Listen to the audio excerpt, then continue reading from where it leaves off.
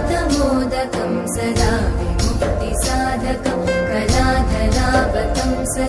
विलासिलोकरक्षकम्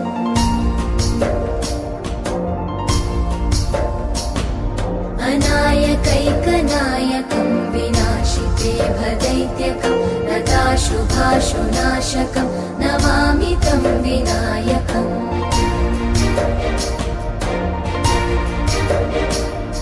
न तेतरातिभीकरं नवोदितार्कभास्वरं न मत्सुरादिनिर्जरं न ताधिकापदुद्धरम्